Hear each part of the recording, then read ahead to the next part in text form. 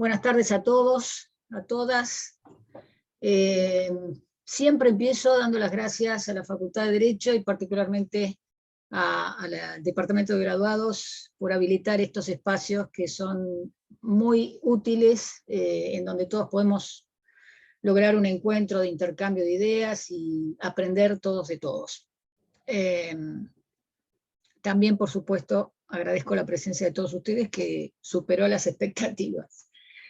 Me acompaña Inés González Figueiras, y me interesa también saber, que sepan quién es Inés. Es prosecretaria en primera instancia, tiene más de 30 años de carrera, y yo soy amiga de evaluar los antecedentes no tanto por los títulos, sino por las experiencias.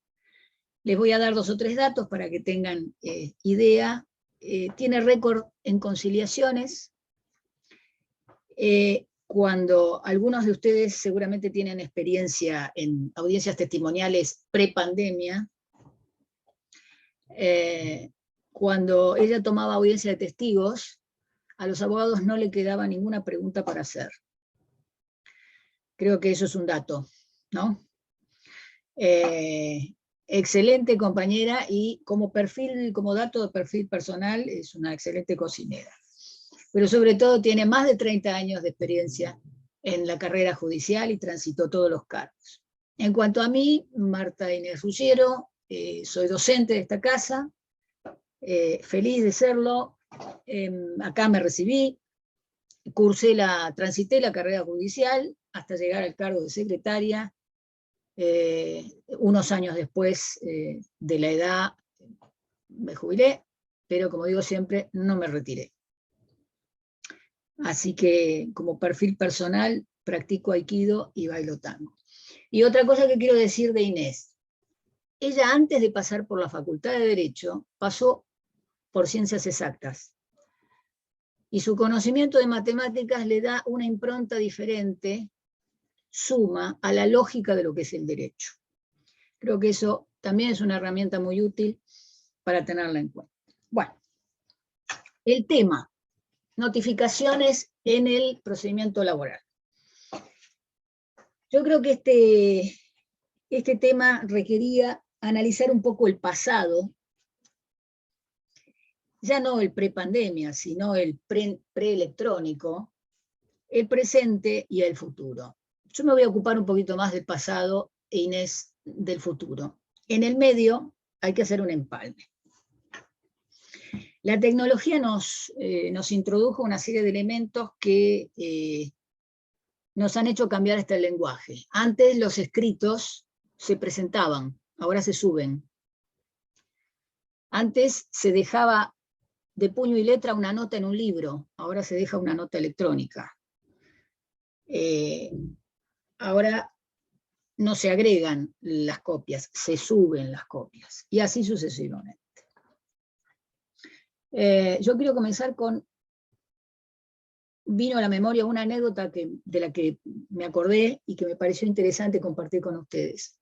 Hace unos 30 años atrás me tocó trabajar en sala, también pasé por la segunda instancia, y estaba recién incorporada, y mi trabajo era pasar en limpio, en la máquina, las sentencias, los votos de uno de los camaristas. Y recuerdo una vieja prosecretaria administrativa que me dio una recomendación. Mi tarea era pasarlas en limpio y notificarlas. Y ella me dijo: ojo cuando notifiques, no te fijes ni en la carátula, ni en la hoja de ruta, ni en la cédula, porque puede estar equivocado, o porque puede ser una cédula anterior o posterior y no tener el domicilio actualizado. Así lo hice hasta que un día, revisando el expediente, advertí que había una cédula que tenía el domicilio equivocado previo a la sentencia de primera instancia. Lo comuniqué porque no entendía muy bien esto de las nulidades, pero sabía que había algo que no cerraba. Por supuesto, el expediente fue devuelto a la primera instancia para que tomara cartas en el asunto. Esto pasaba cuando la cédula era papel. Para poner otro ejemplo, cuando estuve trabajando como secretaria, ya teníamos el Lex a cuestas, una medida cautelar que ya tenía sentencia. Me llamó la atención que una de las partes de esos abogados que uno sabe que van todos los días a ver los expedientes y que no fallan y que están son, como digo yo, seguidores como perro de sulky, me llamó la atención que no hubieran apelado. Digo, no puede ser, se comieron la apelación, qué raro. Bueno, y pasaron varios días y no hubo noticia. Agarré el expediente. Tenemos una situación de transición en donde el expediente era papel y también Lex, y también electrónico, y me fijé, pero ¿estarán notificados? Efectivamente, están notificados. Uno pide a la mesa de entradas, ¿está seguro que no hay escritos pendientes para agregar? Se fija uno en el Lex a ver si hay escritos en canasta electrónica. No había nada. Qué raro. Se olvidaron de apelar. Hasta que se me ocurrió verificar el informe que el Lex daba acerca del día y hora en que había sido notificada la notificación electrónica. Me figuraba el notificado, y día y hora. Me siguió llamando la atención, y digo, voy a entrar, cosa que normalmente no se hacía, a ver la cédula. Es un submenú, que no sé si hoy está modificado, pero en ese momento casi nunca se entraba. En ese menú nosotros podíamos ver el despliegue de la cédula, es decir, la forma de la cédula tal cual la conocemos en papel, con todos los datos. Este aquí que la cédula estaba en blanco.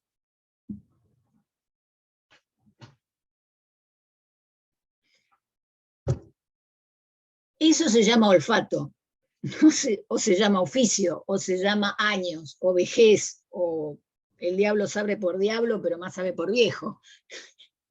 Todo suma. Además, uno tiene algún conocimiento. Pero el estar en la calle, el pisar asfalto, hay una cosa que yo no dije también de mi historia. Yo trabajé en 3 estudios jurídicos antes de hacer la carrera judicial. Entonces, eso me dio también un training y una mirada omnicomprensiva de lo que es la actividad del profesional. Entonces, por supuesto hubo que hacer un informe, hacer una captura de pantalla, informar a DGT Operaciones, informar al área de informática, y el juez tuvo que tomar una resolución con el informe que le hice yo como actuaria, dispuso la nulidad de la notificación y ordenar una nueva notificación, y por supuesto, en la próxima notificación tomamos el recaudo de entrar, no solamente a ver día y hora, que es un casillero, sino entrar en otro, digamos, submenú que nos desplegaba la cédula, y la cédula aparecía con el domicilio electrónico, que en realidad, en lugar de ser Talcahuano 550 o Talcahuano 670, era el CUIN del profesional, con el contenido de la parte resolutiva. Quiero decir con esto, las tecnologías cambian, como dice un profesor mío de sistemas, la tecnología cambia, pero los conceptos parece que siguen siendo los mismos, y las situaciones endebles se repiten, y hay que estar atentos e ir adaptándose a las nuevas herramientas, y tener, digamos, ojo clínico para poder detectarlas. Hablamos de cédulas, las únicas notificaciones no son solamente por cédulas, hay notificaciones por nota, por carta documento, por telegrama, hasta hubo en pandemia notificaciones por link, en fin, por WhatsApp. Eso se lo dejo a Inés, que no la veo por acá, no sé dónde anda. Se lo voy a dejar para ella para que cuente un poco las experiencias. Pero básicamente en materia de notificaciones hay 4 pilares, como yo los rediseñé en mi cabeza, pensando que todo tiene que ver con el tiempo, con el lugar, con el contenido y con las formalidades, ¿sí? El tiempo tiene que ver con los plazos, es decir, por cuánto tiempo se da un traslado, con qué anticipación se da un traslado, en qué momento del día está habilitado notificar, antes o después de las 8 de la noche, con relación al lugar, a qué domicilio, a dónde lo vamos a mandar, qué clase de domicilio, qué condición tiene ese domicilio, si es una persona física, si es una persona jurídica. El contenido, ¿qué le ponemos a la cédula? Fíjense que esta cédula electrónica, cuando la desplazamos, no tenía nada. Es como, digamos, si yo mando una cédula papel a la oficina de notificaciones, el oficial notificador me la devuelve porque falta el domicilio, o porque dice copia así y no tiene la copia. Y después las formalidades, los requisitos formales que para nuestro procedimiento, en procedimiento laboral, están previstos en el 48 notificaciones por cédula y por nota, 49 que son los requisitos formales de la cédula. Y finalmente tenemos el 50, a ver si me acuerdo, que nos habla de que cualquier notificación que carezca de esos elementos que están en los artículos precedentes va a ser nula. Y este es el tema más delicado. Digamos, ¿qué se notifica, dónde, en qué tiempo y con qué requisitos? ¿Por qué? Porque eso hace una notificación eficiente. Y una notificación eficiente conjura amenazas de nulidades. 2 palabras sobre nulidades. Yo estoy tratando de ubicarla a Inés. Perdón, ¿eh? Ya está ahí, no sé si la ves, está levantando la mano. Inés, igual ya sos coanfitriona, o sea, sos coanfitriona, podés levantar el audio. Sí, me gustaría que estuviera, no lo ubico acá. Acá estoy, Marta. Pude entrar por la computadora. Ah, genial. Porque está como Inés solo, por eso. Genial. Decía que el poder cumplir con estos ítems hace que la notificación sea eficiente y es un antídoto contra las nulidades. 2 palabras sobre nulidades. Hay una tendencia a lograr o esperar la estabilidad de los actos procesales, es decir, que no sean invalidados por deporte, digamos así. Principio de legalidad, de finalidad, de trascendencia, de instrumentalidad de las formas, son los principios que ilustran, o que diría yo condicionan un poco lo que podría ser eventualmente un planteo de nulidad. Ustedes saben que en materia de derecho procesal todas las nulidades son relativas, es decir, siempre hay una expectativa de convalidación, siempre es saneable, de la manera que fuere. Tenemos artículos claves en materia de tips de este tipo, que son los artículos 169 del CP y el 58. Legalidad, no hay otras nulidades que no sean las que establece la ley. Principio de finalidad. A mí no me interesa si hay algún tropiezo con algún detalle formal en la medida en que el acto procesal, y en el caso puntual de la nulidad, de la notificación, el acto produjo el efecto esperado. Trascendencia, bueno, a ver, ¿qué interés tenés? El interés es la medida de las acciones. Si no hay interés, no hay acción. ¿Cuál es el interés al pedir la nulidad? Como dijo una vez un abogado, ¿y por qué no me conviene? Bueno, debe haber algún argumento un poquito más jurídico que ese. Y expresar qué defensas concretas se vio privado de ejercer. Les doy un ejemplo. Llamamos a una audiencia de testigos, no quedó notificado 2 días antes de la audiencia, el letrado también, igual el letrado fue, 2 letrados fueron, el testigo no llegaba y uno dice, pido la nulidad porque no lo notificaron, factor tiempo, ¿por qué plazo o con qué plazo de anticipación? Porque no lo notificaron. El testigo está llegando.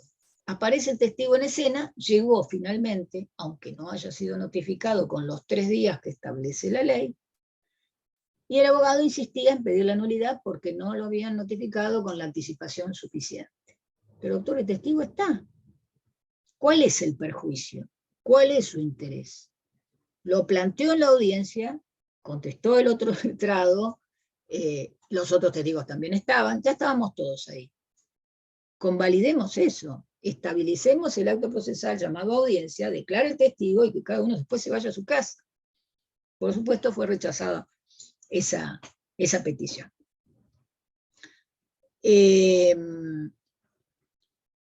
Con relación a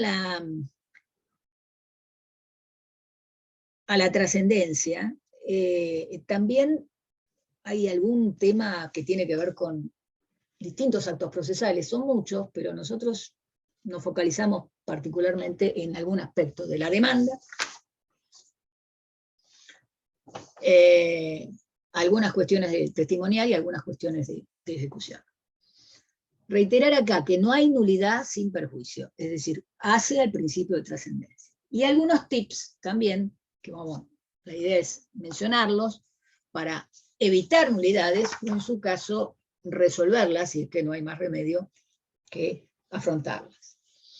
Dentro de esos actos procesales que nosotros seleccionamos, lo más sensible, el más delicado, creo, es el traslado de la demanda, la notificación de la demanda.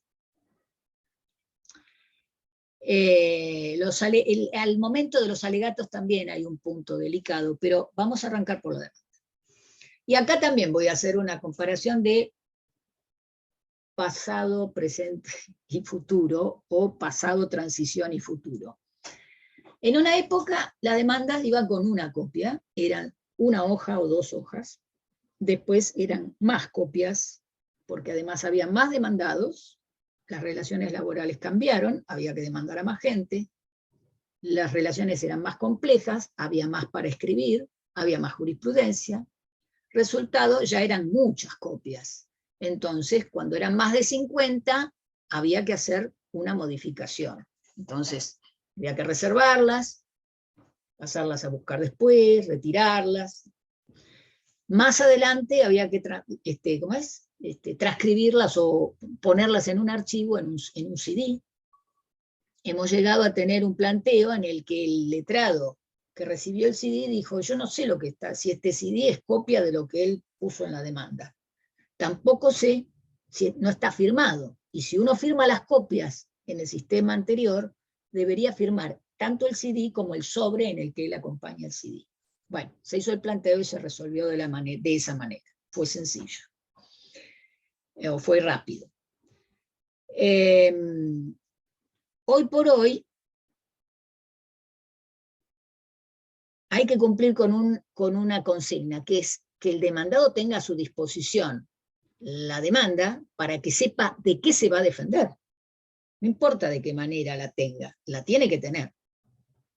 Y acá destaco el caso, por ejemplo, en donde, y esto es en la actualidad, después la parte más densa seguramente Inés tiene más casos para mencionar,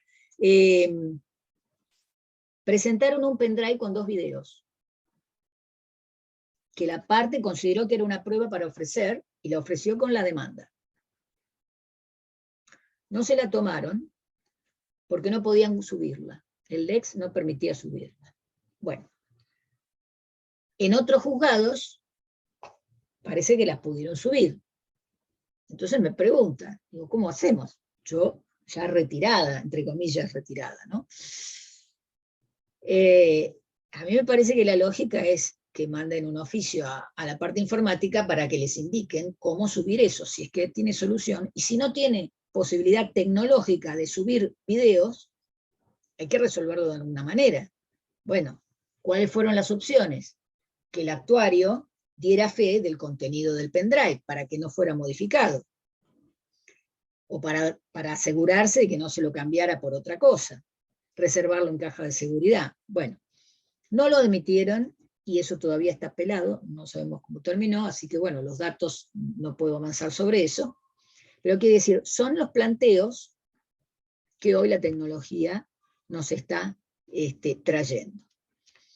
En cuanto a cuestiones vinculadas a la notificación de la demanda y lo que ocurre a veces cuando queda una rebeldía dando vueltas, me parece importante destacar que es muy común que el cliente se dé cuenta que tiene un juicio cuando le embargan una cuenta bancaria. Entonces, hay que salir corriendo y, como dice la ley, tiene 3 días, si no considera convalidado el vicio. Esos 3 días parecen un castigo para el nulidecente, que en lugar de tener 10 días para contestar una demanda, tiene solamente 3, ¿no? Entonces, acá lo que hay que destacar es que esos 3 días, ¿a partir de cuándo se computan? Si a partir del momento en que conoció el pleito, o a partir del momento en que conoce exactamente cuál es el vicio que puede ameritar un pedido de nulidad. Cuando alguien se entera de que tiene un pleito, no sabe bien qué es lo que pasó, no sabe cuál es el vicio, tiene que apersonarse en el tribunal o presentarse por el lex y ver de qué se trata. Entonces, hay un caso muy emblemático, que es el caso Libedinsky, pero hace a las defensas que pudo o dejó de oponer.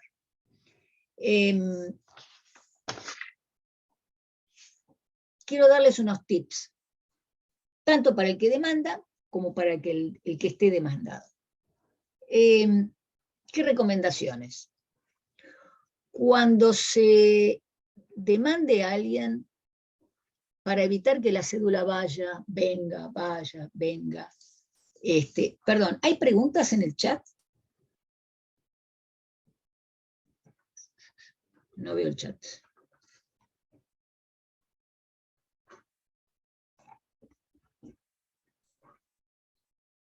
No, yo hasta ahora vi comentarios y saludos y algunas cosas, pero Está gracias, listo, porque yo gracias por los comentarios. No los puedo ver al mismo tiempo, me distraigo.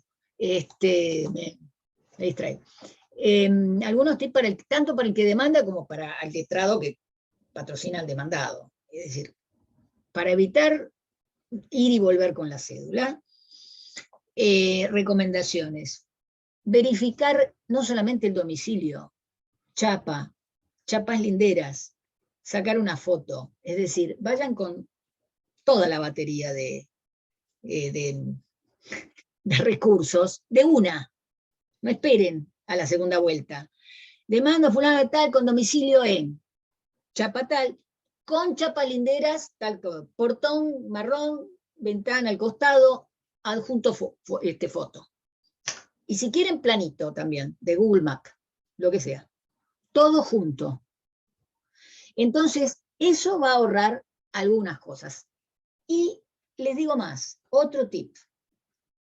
Es muy común, no es tan infrecuente, diría yo, que a veces cuando el demandado persona física tiene una actividad que hace que regrese muy tarde y vive en un lugar donde no hay vecino, no hay familiar, vive solo, digo, el oficial notificado dice, no me respondieron a mis llamados. No encontré a nadie que diga que viva ahí, no hay portero, no hay familiares. Si pueden, verificar rutinas.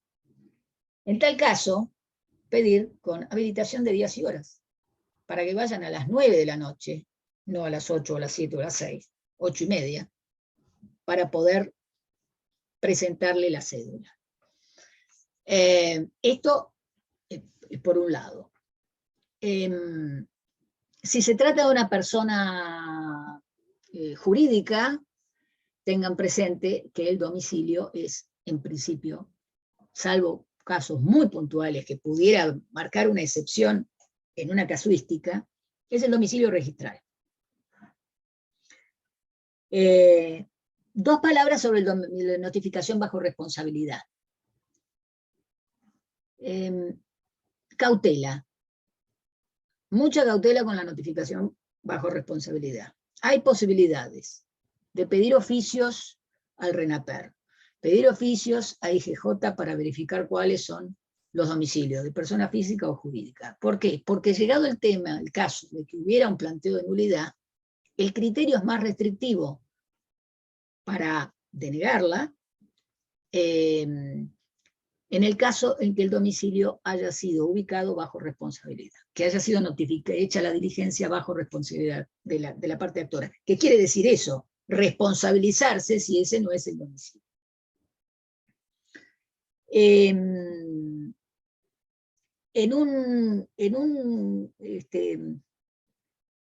una demanda, por ejemplo, donde hay una sociedad anónima que tiene varias sedes, el domicilio donde hay que notificarlo sería el domicilio registral. A ver, en un caso, por ejemplo, el domicilio registral está en Chubut. El actor trabajaba en Capital Federal. Su recibo de sueldo tenía el domicilio de la demandada de Capital Federal. ¿Para qué le sirve el domicilio?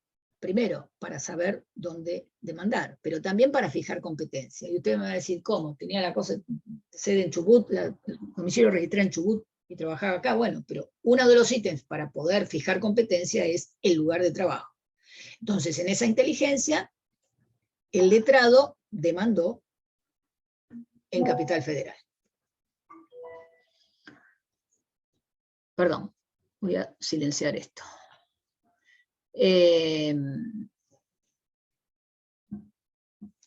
Demanda en Capital Federal, el domicilio registral está en, no sé si, no recuerdo la localidad, era Chubut, 1500 kilómetros. ¿Qué es lo que ocurre? Planteó la nulidad y la Cámara terminó confirmando la aceptación, hizo lugar a la nulidad por la sencilla razón de que el domicilio era registrado. Y por una cuestión de criterio, admitió que no había sido convalidado porque razonablemente el tiempo que tardó entre que la RT le comentó al demandado que tenía un pleito, que era un codemandado en un pleito de él, era un tiempo que razonablemente podía admitirse que no había sido convalidado. Hay criterios en sentido contrario, es decir, hay criterios que son muy estrictos y dicen, no, pasaron 3 días y se acabó. Bueno, para este caso, tanto para quien demanda, por un lado, prever todas las posibilidades en cuanto al domicilio donde quiere dirigir la cédula, y en cuanto al demandado, es pedirle, por ejemplo, si se trata de un embargo que el banco le comunica, pedir documentado esa comunicación, para tener una fecha cierta, y directamente cuando plantean la nulidad, ir con la documentación que diga desde qué fecha se anotició de la existencia del pleito.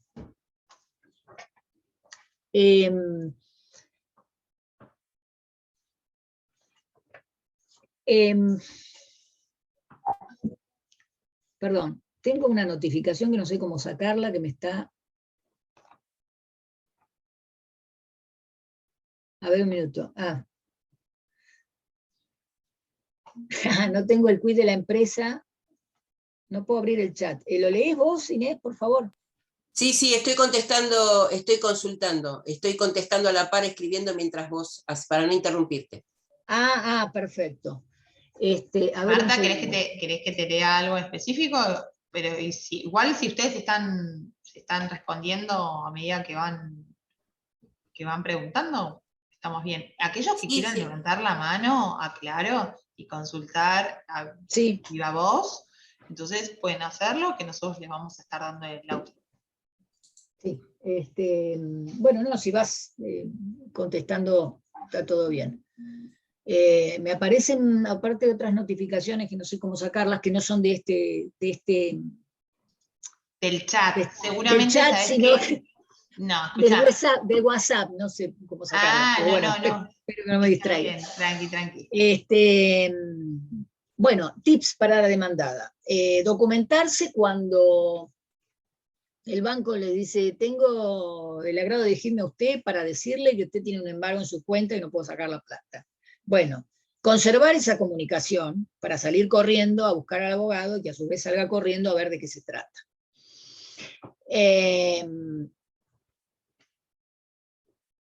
Distinguir si esta notificación, una vez que revisan el expediente, ha sido bajo responsabilidad o no. Porque si esa notificación fue bajo responsabilidad, tiene más esperanzas el demandado nulidicente para que prospere su pedido de nulidad. Acreditar, insisto, sumariamente las circunstancias, lo más detalladamente posible, en la que tomó conocimiento. Y, por supuesto, destacar la diferencia con el vicio. Una cosa es el momento en que tomó conocimiento del juicio y otra cosa es cuando tomó conocimiento del vicio. Cuando llega el embargo, uno no sabe de qué se trata. ¿Qué pasó acá? Debe ser un error. Solo cuando el profesional litigante va a ver el expediente, papel, no papel, lex, lo que sea, se entera y después de revisarlo, tampoco es algo de 5 minutos. Tiene que elaborar una estrategia, tiene que ver cómo contesta, bien. Y acá tenemos, en el caso, digamos, más allá del requerimiento genérico que tienen con estos principios de la legalidad, trascendencia, etc., la verdad es que tienen que esbozar las defensas que no pudieron esgrimir. Y la pregunta es, ¿cómo pueden esbozar o decir las defensas que no pudieron esgrimir si no tienen de dónde sacar la demanda? Sería, por eso repito, el caso Libedinsky es, no tengo ahora el dato, es del año 1996, y la Corte morigeró digamos, esto del exceso ritual, porque no se le puede exigir, no se puede castigar a un nulidicente que conteste en 3 días lo que el resto de los mortales tiene 10 para contestar. Ahora, si yo tengo que litigar o tengo que ponerme en el cuero del profesional que tiene que asesorar, la verdad es que cuanto más rápido salga corriendo, si es dentro de los 3 días mejor, porque a veces no encontramos un criterio unificado. Lo lógico sería plantear la nulidad, resolverla, y si se le hace lugar recién ahí, como ha pasado, darle los 10 días para que conteste la demanda, siempre y cuando no hubiera habido sentencia. A todo evento lo que tiene que hacer es plantear, digamos, las defensas básicas que pueda llegar a tener, que puede llegar a plantear dentro del escaso tiempo que tiene, tratándose de 3 días. El paso 1 para analizar un planteo de nulidad es ver si está consentido, si está convalidado. Por eso es importante ir con la batería, diría, de elementos probatorios de entrada al plantear. No basta decir genéricamente, me enteré hace 3 días. ¿Cómo? ¿Con quién? A ver, hemos visto respuestas bastante insólitas. Justo estaba en la mesa de entradas y vi que alguien había pedido el expediente y reconocí el nombre de la demandada. O me lo comentó un colega. O como en el caso que les mencioné de la sede inscripta a 1500 kilómetros del lugar donde trabajaba el actor, la ART, que también era codemandada, razonablemente pudo haberle comunicado a su asegurado que existía un pleito en su contra. El primer paso es conjurar la convalidación. El segundo caso es verificar si el domicilio es correcto, si los hechos fueron como dice el oficial notificador, si se cumplieron las formalidades, si se dio aviso de ley, que es el 141 del Código Procesal, que está incorporado vía plenario Condori al procedimiento nuestro. Y acá aparece otra cuestión que es la redargución. Ya no estamos hablando solamente de si es nulo, porque no era el domicilio, porque los hechos, porque el plazo no era el correcto, ahora después les voy a dar otro ejemplo. Ya estamos cuestionando si es cierto lo que dijo el oficial notificador. Y ahí le voy a decir lo que es y lo que no es. ¿Qué es la redargución de falsedad? Es un instrumento, un instituto que cuestiona el comportamiento del oficial público, sea un escribano, el oficial notificador, quien sea, respecto de lo que hizo o de lo que dijo que hizo. Y esto tiene que ver con la que hipotéticamente podría ser una falsedad material o una falsedad, diríamos, ideológica. Es decir, no firmó él, no es su firma, en su declaración, en su informe, o no, él no es el que hizo el informe, o nunca se constituyó donde dice que se constituyó.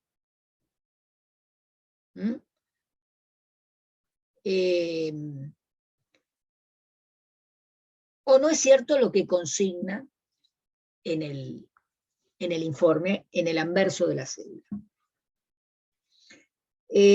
Por eso la redargución de falsedad requiere prueba muy exhaustiva. Ahora, ¿qué es lo que no es la redargución de falsedad?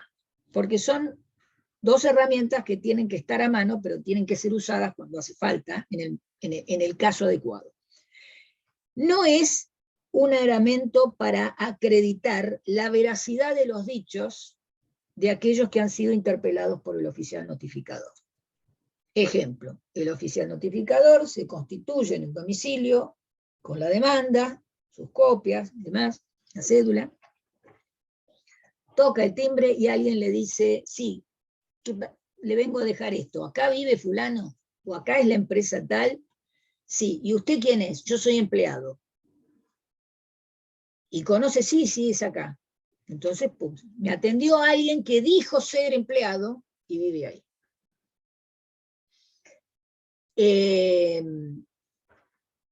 Esta veracidad no está garantizada por la redargución de falsedad. Lo que se redarguye es el dicho del oficial notificador. No garantiza si el familiar, el pariente, el vecino, el portero o el empleado están diciendo la verdad. Si son quienes dicen ser, si lo que están afirmando está equivocado, no lo garantiza. La redargución de falsedad no es para eso. Es para atacar lo que hizo un oficial público.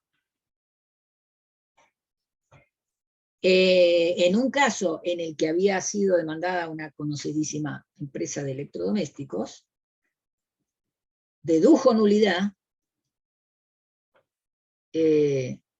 junto con la redargución de falsedad, pero curiosamente no cuestionó el domicilio. No dijo no vivo ahí, dijo no me trajeron ninguna cédula. Y la persona que firmó ahí, que dice que es empleado, no existe en mi plantel de empleados. Nunca sabremos si era un empleado en negro, pero bueno, es una hipótesis. Entonces, lo cierto es que la estrategia de la demandada era decir, acá no se recibió esa cédula. No es cierto, yo no tengo a ese empleado, a ese señor como empleado. No pudo acreditar eso, pero no porque no lo pudo probar, porque distinto hubiera sido, por ejemplo, si el oficial notificador se constituye a las 6 de la tarde o a las 3 de la tarde en el domicilio de la demandada, dice que estuvo ahí, dice que entregó una cédula, pero resulta que la demandada, cuando llega el momento de ofrecer prueba, tiene testigos de que este hombre a esa misma hora estaba en la otra punta de la ciudad, o estaba en Uruguay. Es una prueba que apunta, más allá de si va a ser el testimonio verosímil, creíble, en fin, los testigos, los testimonios no se cuentan, se pesan, digamos, si es lo suficiente peso como para retrotraer la situación. Pero lo cierto es que es distinto. Puede ser que no haya sido suficiente la prueba, pero apunta a eso. No sirve la redargución para dar fe de la veracidad de lo que le contestaron al oficial notificador. Y en este caso, curiosamente, o justamente, no impugnó el domicilio, no dijo este no es mi domicilio, dijo a mí no me trajeron nada. Y la Cámara le dijo, mire, no es para esto.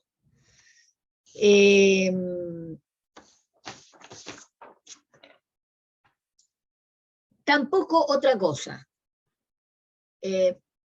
Ojo con las ausencias transitorias. Si tienen clientes que viajan, que potencialmente pueden tener algún pleito de cualquier naturaleza, inclusive comercial o que fuere, las ausencias transitorias no justifican un planteo de nulidad, no tienen mucha esperanza de prosperar.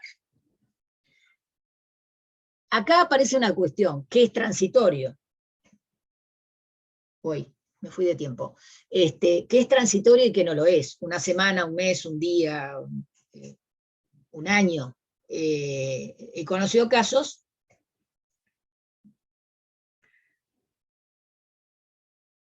Ahora te va a contestar Inés, me parece, trabajadora embarazada. Sí, estoy esperando para contestar eso. Yo tengo un montón de material más, pero varios tips que quisiera darles. Si querés, hacemos una cosa. Con lo de redargución de falsedad, lo único que más quiero decir es, se usa cuando se debe. A veces se plantea la nulidad y omiten la redargución de falsedad cuando la verdad hace falta. Y en otros casos se plantea la redargución cuando es absolutamente inútil, estéril, ese planteo. En este caso, puntualmente, fue rechazada la nulidad, pero con un criterio sustancialmente distinto en relación al tiempo, que fue muy estricto también, considerando que el vicio había sido convalidado. Yo quisiera que Inés tomara la posta. Tengo más cosas para decirles, si no alcanza hoy lo haremos en otro momento. Te cedo la palabra. Arranco nomás entonces, arranco. Arranque Inés con el... Yo hablé del pasado y de un pasado cercano. Inés va a hablar del presente y de lo que se viene. Bueno, buenas noches a todos, un gusto. Voy a contestar cortita y al pie, como digo siempre, a BC que está escribiendo por el chat. Y el tema es un tema de estrategia, no es solamente el hecho de notificar si está embarazada o el motivo por el cual deja de trabajar y el tema de la indebida registración. Porque si no, se va bifurcando la pregunta y yo quiero contestar la estrategia. Primero se habló de una empresa inexistente. Si es una empresa inexistente, a nivel registral, tiene que ser una sociedad de hecho irregular. Si es una sociedad de hecho irregular, estamos hablando de personas físicas que se asocian para formar esta explotación. Ahí contesto una parte. La segunda parte, si facturan, tienen que facturar a nombre de alguien, a lo cual acá dijeron un testaferro. Bien, ahí tienen otra punta. Entonces, la idea es poder completar ese tema de notificar y notificar a quien se pueda. Si son nómades porque son de eventos y van cambiando de lugar de domicilio y no se puede, bueno, estratégicamente a quien facture, ¿no es cierto? Por lo menos para poder realizar la notificación que pretende. Cambio totalmente de tema, voy a mi tema, que igualmente después se puede hablar y, como dijo Marta, la doctora Ruggiero, contestamos las preguntas. Bueno, la doctora Marta sobre todo habló de lo que son las notificaciones a la vieja usanza, muchas que se repiten de los tips, los casos, la casuística, una palabra que gusta, respecto de lo que acontece con las notificaciones de la demanda. Pero la realidad, para mí, de lo acontecido es esto. Todo el impulso de llegar al expediente digital arranca realmente en el 2015, hay otros indicios de resoluciones anteriores, pero sobre todo en el 2015 donde se obliga a constituir domicilio electrónico, la notificación electrónica, la notificación entre partes y las copias digitales. Yo creo que terminó el espaldarazo de que esto arrancara con lo que son las notificaciones actuales, que es por lo menos mi tema a expresar, la pandemia. ¿Por qué? Porque el confinamiento obligó a que todo cayera precipitadamente, y el tema fue, justamente en pandemia, cómo notificar un traslado de demanda cuando yo no puedo salir de casa. Léase, el oficial notificador tampoco. Entonces, comenzaron a acontecer distintos presupuestos de notificación. Muchos pedían carta documento, algunos juzgados accedieron, y hablando de la casuística, ¿qué pasa? No voy a darle el nombre de la empresa, pero hubo una empresa que en el domicilio social, registral, era una oficina cerrada. Entonces, tenía un cartel que decía, para notificar el traslado de demanda, mándelo a este mail. El tema es que a ese mail contestaba. Es decir, cuando le llegaba la demanda al mail, se presentaba en el expediente y contestaba. Lo que abría una puerta de el por qué no. ¿Por qué digo esto? Una cosa es evaluar la consecuencia del medio utilizado y otra cosa es ir a la negativa plena de no utilizar el medio. Son dos cosas distintas. Esto se ve sobre todo con el tema de la carta documento. Yo no sé ustedes, pero alguna vez he recibido de forma personal una carta documento y la he recibido mengueche en casa. Ha habido avisos de recibos tirados por la calle, con lo cual, si ustedes me pidieran una opinión, si es un medio fehaciente de notificación, y ponele, diría mi hija, ¿no? Entonces, tampoco lo es el oficial notificador en este sentido, que cuando va, no le abren, no le atienden, no encuentra a nadie, está cerrado y la cédula vuelve.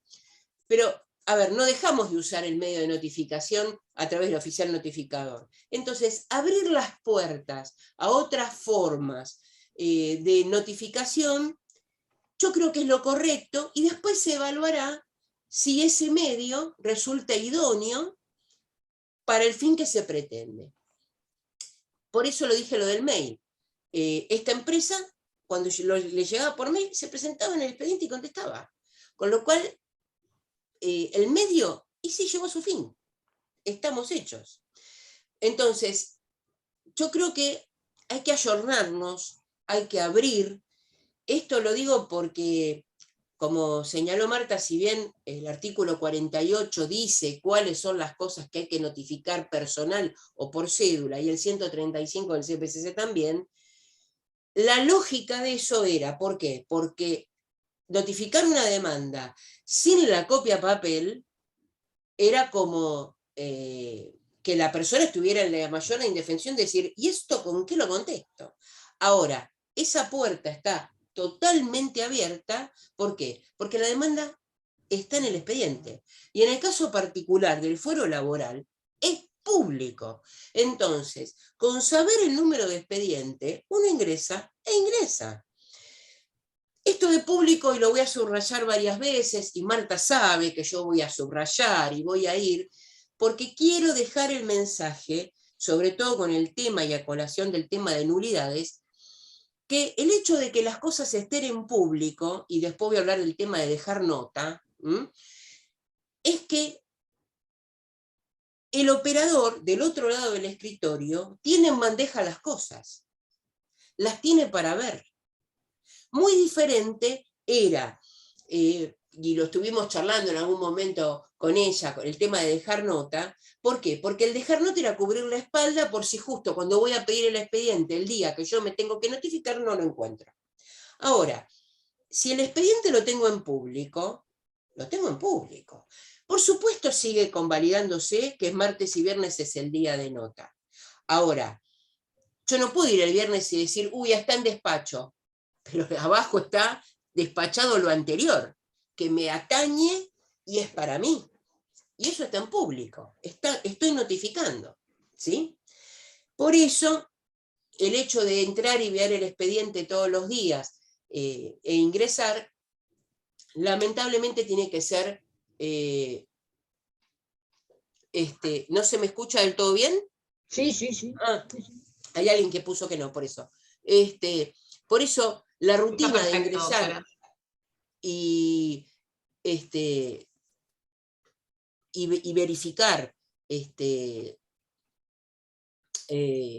las notificaciones tiene que incorporarse. Yo lo lamento, de la misma manera que de este lado los operadores ingresamos a ver la bandeja diario de los escritos, para los operadores del otro lado tiene que ser verificar las notificaciones, o lamentablemente como las notificaciones de cortesía no siempre funcionan, hay que ingresar por el quit de ustedes para ver en cuáles están vinculados.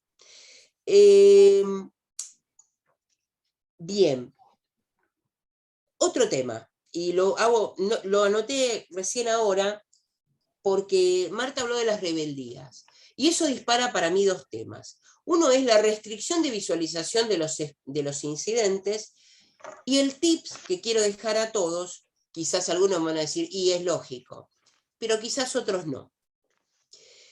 Frente a un expediente que es el principal, donde está declarada la rebeldía, y obviamente corre la gota de sangre por la comisura de decir, ¿puedo ir atrás de un embargo preventivo?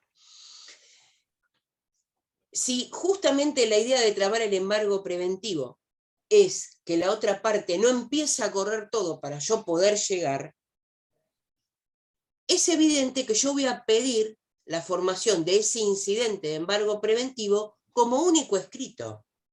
¿Por qué digo esto? Porque algunas cometen la torpeza de, en el mismo escrito que piden el incidente de embargo preventivo, cuando hay otro codemandado, decir, y de paso al otro codemandado, notificámelo bajo responsabilidad, todo en el mismo escrito.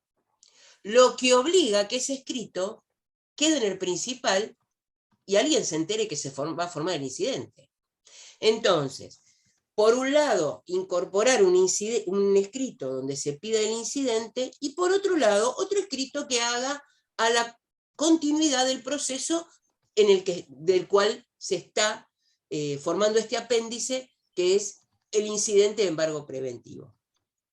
Con respecto a las restricciones, justo a colación de lo que pasó hace unos días, la restricción de visualización es justamente que la parte que inaudita parte puede ingresar y la parte que no lo tiene que ver no puede ingresar. Lamentablemente no siempre funciona así. No para mal, sino que a veces es tan estricto que no entra nadie. Lo que es un problema de visualización. Perdón, eso es lo que pasó en esa cautelar. Claro, pero eso es un problema de sistema. Entonces, a veces es preferible irse a la máxima y no a la mínima, porque justamente si quien yo no quiero que se entere va a poder visualizarlo, es preferible que no lo vea nadie y que se insista, ¿no? Justamente, soy inaudita parte, quiero ingresar al incidente, no puedo porque tengo restricción. Estoy tratando de dar tips para hacerlo un poquito más ameno y después vuelvo de vuelta a las notificaciones. Quiero ingresar, no puedo, tengo restricción de visualización, pero el incidente lo estoy pidiendo yo, pero no puedo. El medio de comunicación más certero para no ir presencial es, por supuesto, el teléfono, pero también el mail institucional. buenas tardes, soy fulana de tal, no puedo ingresar. Ustedes van a decir, pero no todos los contestan los mails. Es cierto. Y no todos los juzgados, el mail institucional está en la persona que debería ver los mails. Me hago cargo, mea culpa, operador de este lado del escritorio. Pero ante la duda, es preferible abarcar todos los medios. Teléfono, mail y bueno, si no queda otra, presencial. Y plantear este tema de la restricción.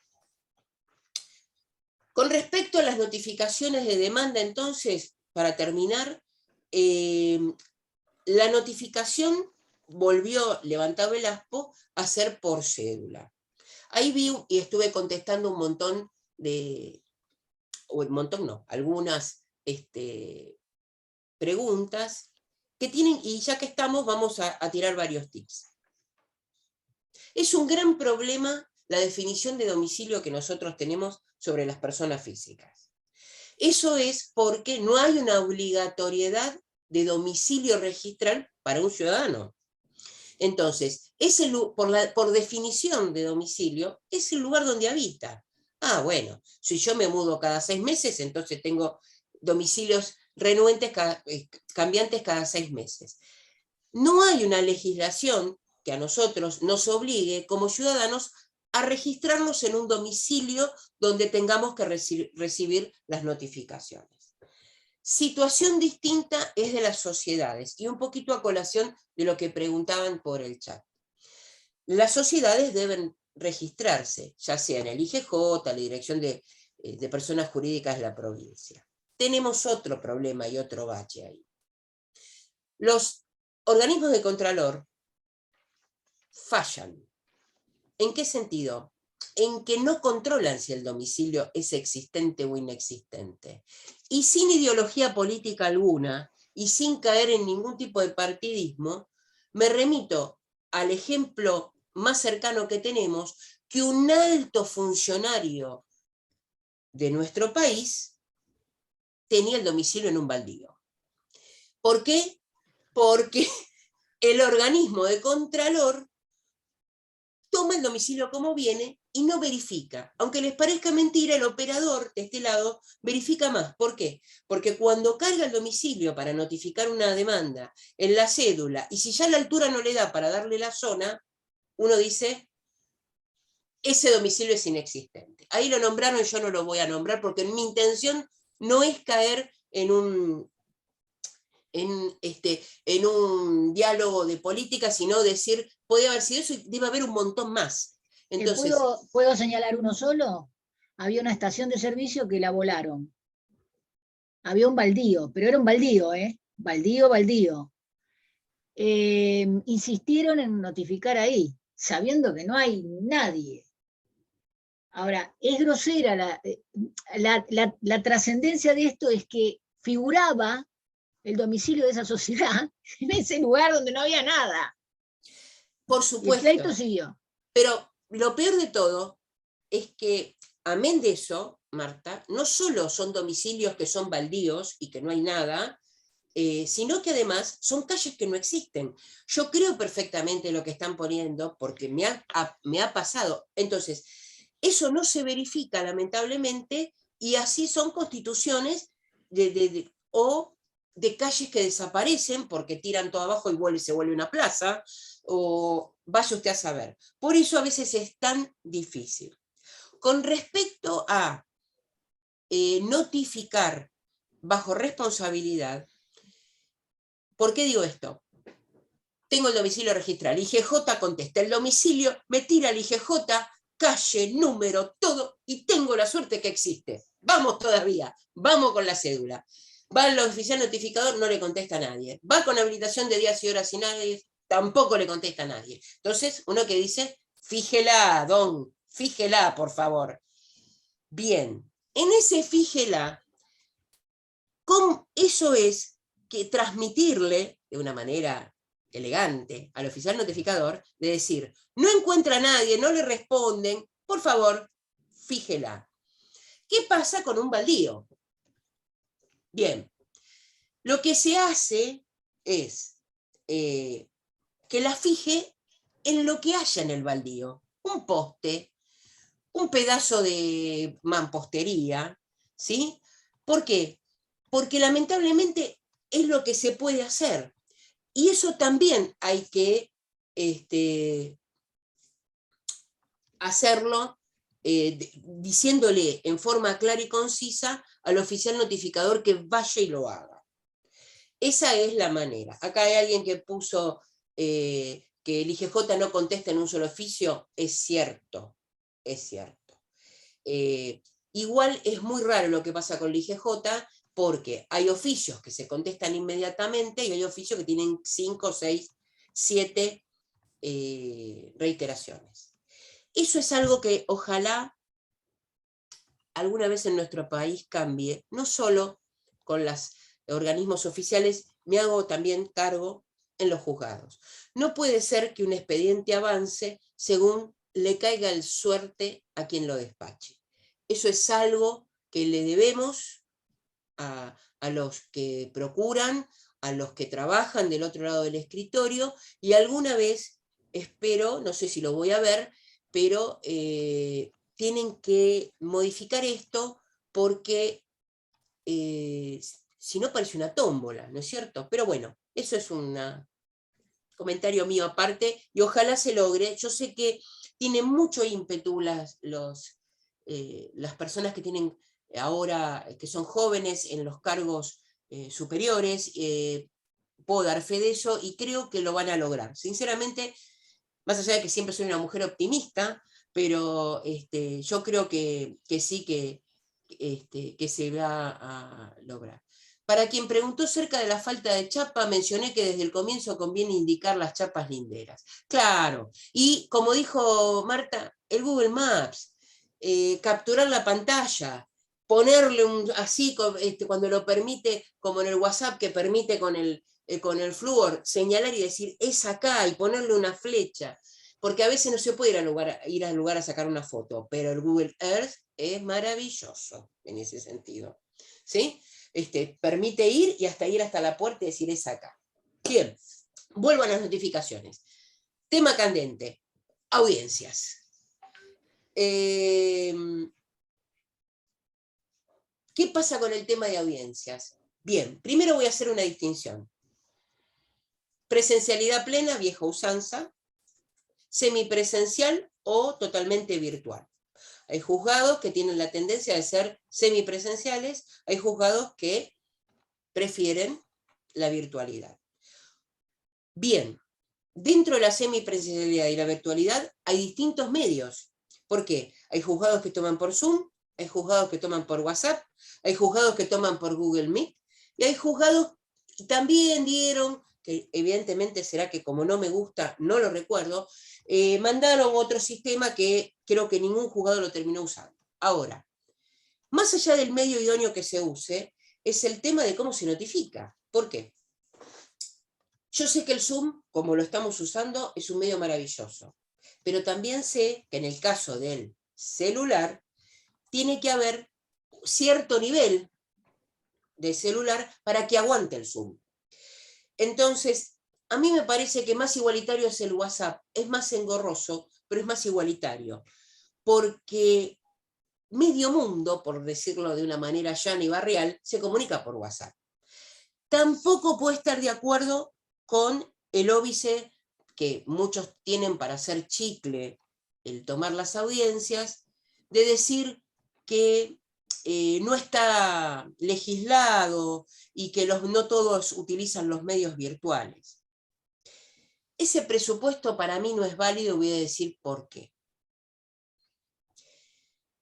Si a los viejos, para poder dar fe de vida, tienen que ir a los bancos y poner el dedito y dar fe de vida, porque para que el viejo llegue al cajero, les puedo asegurar que es toda una matanza, salvo 2 o 3, creo que en este momento 4 bancos, levantaron el tema de la fe de vida y la certificación de supervivencia, certificado de supervivencia.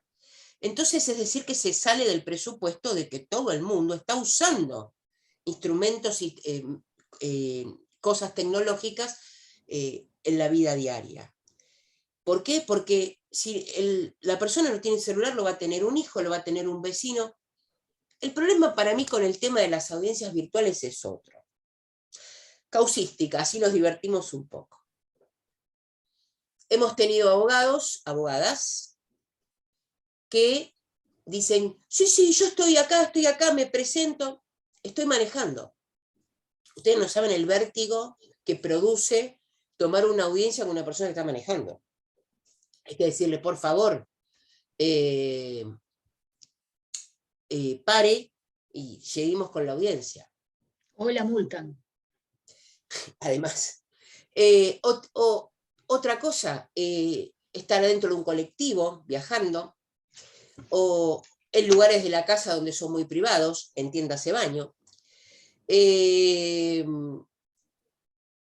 eso por parte de los que son los operadores. El problema también está en los testigos, que por ahí se olvidan que es el día y la hora, y se suman y dicen, estoy acá, pero estoy trabajando. O ahora no puedo. O pasa de todo. Sin embargo, yo voy a seguir defendiendo la postura porque necesitamos que los procesos avancen. La pandemia fue terrible en muchos de los procesos y muchos de los juzgados hicieron esto, home office, y le dieron para adelante. Sé que todos no. También sé que hay una gran deuda con Civil, por ejemplo. Y Civil tiene una deuda espantosa con el tema del banco. El Banco Nación, y me hago cargo también, es complicadísimo. Entonces, no puede ser que una transferencia en el ciudad impacte en 48, 72 horas a más tardar y la gente en Civil esté tardando 30 días. Es una locura. Estamos hablando a veces de daños, quizás siempre se basa uno que en el foro laboral tiene carácter alimentario, pero bueno. Como me queda poco tiempo y quiero terminar esto, voy a tocar otro tema. Yo también me guardé un montón de cosas que no hablé, espero que haya otro taller y que me inviten. Ejecución.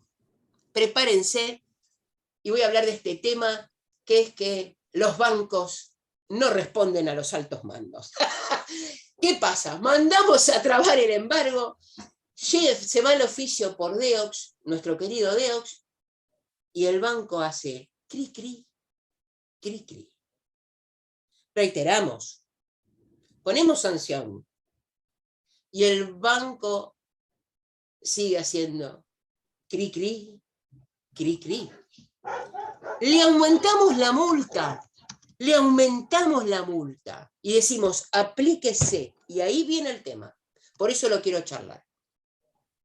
La notificación del DEOX al banco es una herramienta habilitada para que el banco a través del DEOX cumpla la manda. Que no lo cumple es otro tema, ¿no? Pero no sirve, escuchen bien, no sirve como medio de notificación fehaciente de decirle, vas a pagar multa, flaco, flaca, empezá a contestarme porque la multa corre. El DEOX no sirve. Ahí caemos en la vieja notificación que es cédula papel. ¿Por qué? Porque el banco, a través del DEOX, no es la herramienta. Entonces, son toda una serie de pasos que lo quiero decir en 2 minutos, Marta, y ya dejo para que pregunten, ¿sí?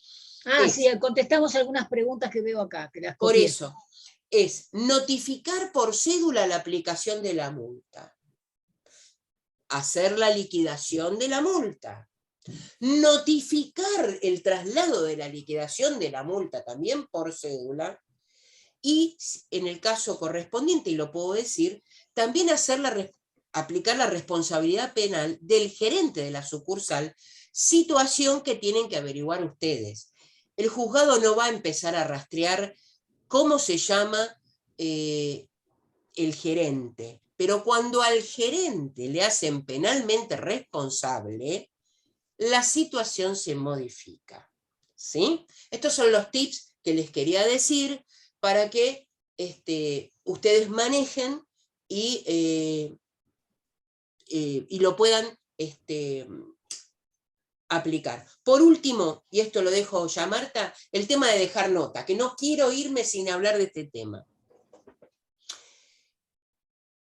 ¿Para qué sirve ahora dejar nota? Simplemente para decir que el martes o el viernes lo que yo pedí o que me atañe la resolución no está. Pero les subrayo, les vuelvo a decir, acuérdense que el público hace que si yo el martes dejo nota porque yo pedí, qué sé yo, para ser clara, tienen que resolver una revocatoria, ¿sí? Voy el martes, la revocatoria no está resuelta, se resuelve el miércoles. Yo el viernes ingreso al expediente y veo que está despacho, pero abajo, ¿sí? El expediente está en despacho. Yo podría dejar nota, pero tengo resuelta la revocatoria. Está en público. Y está o sea que el viernes yo me estoy notificando, porque es el día por el que arranca la notificación. Tengan cuidado porque el dejar nota del libro que uno hacía presencial no tiene